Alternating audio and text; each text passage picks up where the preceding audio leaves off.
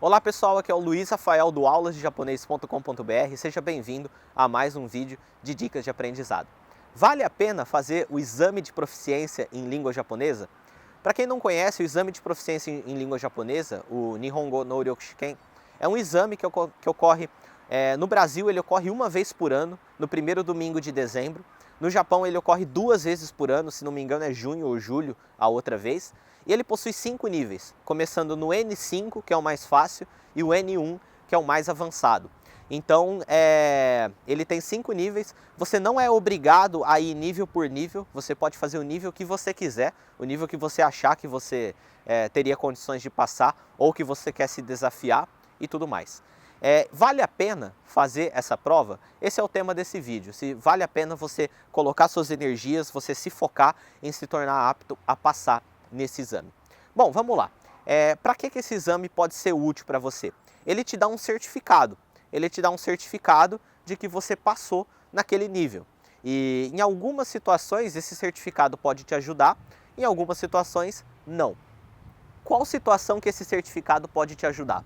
Se você estiver, por exemplo, concorrendo a uma bolsa de estudos para fazer intercâmbio numa universidade no Japão, isso vai te ajudar com certeza. Quase sempre no processo seletivo eles analisam o nível de japonês que a pessoa tem e se ela tem esse certificado, acaba contando pontos. Isso não é tudo, é importante você sempre ler certinho o edital da bolsa que você está concorrendo, porque existem outros requisitos que eles analisam também. Então não foque apenas no japonês achando que isso vai te garantir alguma coisa. Isso é apenas um dos requisitos. Nesse sentido, para alguns intercâmbios, o N3 já é um nível que eles acabam aceitando, o N2 eles acabam considerando muito bom e o N1 é espetacular. Mas a maioria das bolsas de estudo já acham que a pessoa ter o N3 é bom, mesmo porque ela vai vir para o Japão e com o N3 ela já tem uma base suficiente para terminar de aprender o japonês quando chegar aqui. Então, se você tem objetivos acadêmicos, você quer estudar no Japão, quer fazer mestrado no Japão e tudo mais, essa prova pode te ajudar. Eu considero que vale a pena você considerar fazer ela e sempre tentar conseguir níveis mais altos. No caso de trabalho, né, se alguém que pleiteia um emprego que use a língua japonesa, ela pode te ajudar. Esse certificado ele pode te ajudar no momento que você está fazendo o seu currículo, né? Então você fala lá, eu tenho nível de japonês com Nihongo no Ryokushiken nível 2. Isso de certa forma vai chamar a atenção do RH daquela empresa para você, porque vê que você bate os requisitos de japonês que eles estão procurando. Porém, no caso de trabalhos, na maioria das vezes, as empresas vão ter os métodos próprios para avaliar o seu japonês. Então ela não vai considerar só a prova, não adianta só você ter o exame e ela não vai testar o seu japonês.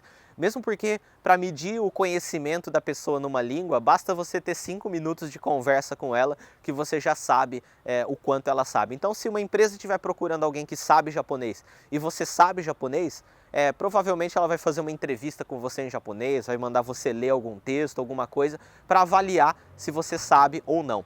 Então, nesse caso, o exame de proficiência acaba tendo um pouco menos de valor, ele acaba sendo menos relevante, porque a própria empresa vai fazer a análise dela, né? Então ele pode ajudar você a chamar a atenção para o seu currículo, mas apenas isso. No mais, são para esses casos mesmo que o exame de proficiência pode te ajudar. Você pode também fazer ele, como eu fiz durante um tempo, como desafio próprio, para ver o nível que você está, para ver se você consegue passar, ou até mesmo para você vislumbrar atingir um nível mais alto. Por exemplo, a primeira vez que eu fiz esse exame, eu já comecei pelo nível 2. E eu não passei, eu não tinha condições de passar no nível 2, mas eu fiz pelo desafio, porque eu vi que se eu fizesse o 3, eu tinha quase certeza que eu ia passar, porque eu já tinha olhado provas antigas, já tinha olhado materiais de estudo da prova e tinha quase certeza que eu ia passar. Então eu falei, e o 2 eu não tinha a menor certeza que eu ia passar, ele era um nível bem acima do que eu estava na época. Mas eu peguei e falei, não, eu vou começar pelo 2, porque no processo de estudar para ele, eu vou aprender muito japonês. Então mesmo que eu não passe, eu vou ter me nivelado por cima. Então eu acabei me matando de estudar naquele ano. Isso foi no ano de 2006 ou 2007? Foi 2007. Eu me matei de estudar para tentar passar no nível 2 e não passei no nível 2. Mas aquela experiência foi muito boa, porque no ano seguinte eu sabia exatamente o que faltou. Eu tinha trabalhado bastante a minha maneira de estudar para a prova e no ano seguinte eu passei com facilidade no nível 2. Tudo porque eu cheguei e tentei me nivelar por cima, né? Eu olhei um nível que eu não conseguia passar e busquei me preparar para passar para aquele nível. Se você quer prestar essa prova por desafio, né, para você melhorar o seu japonês, eu recomendo que você faça isso. Existem vários livros próprios para estudo para essa prova, que você pode adquirir. Você tem que importar eles, é meio difícil achar no Brasil, que eles têm sessões ali para cada sessão da prova, né? É um exame que você não precisa escrever nem falar, ele é totalmente baseado no seu input. Eu considero isso muito bom, porque o seu nível de japonês está diretamente ligado à quantidade que você entende.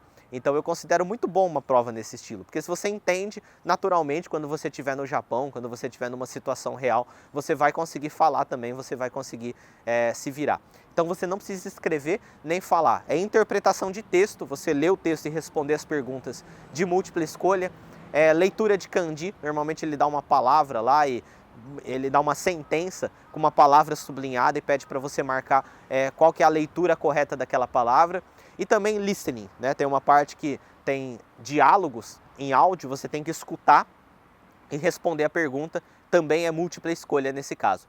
Então é isso aí, sobre o exame de proficiência em língua japonesa é isso. Se você tem alguma dúvida, deixa um comentário aqui embaixo dizendo a sua dúvida, se for possível eu vou responder para você, ou outras pessoas que estão acompanhando podem te ajudar também, né? Tem pessoas que acompanham aqui, que estudam japonês e prestam a prova ou já prestaram, pode tirar a sua dúvida. E eu te convido também para, na descrição desse vídeo tem um link que se você clicar nele, você vai ser direcionado para uma página onde você pode fazer o download do livro Desvendando a Língua Japonesa. É um livro que eu escrevi há um tempo atrás tentando ajudar pessoas a começar a dar aquele primeiro passo no japonês, né? Então a gente trata a escrita, trata sobre sentenças e tudo mais. É um livro totalmente gratuito para você, que é só você se inscrever, colocar seu e-mail lá que você vai poder fazer o download. Então é isso aí, vejo você no próximo vídeo. Tchau!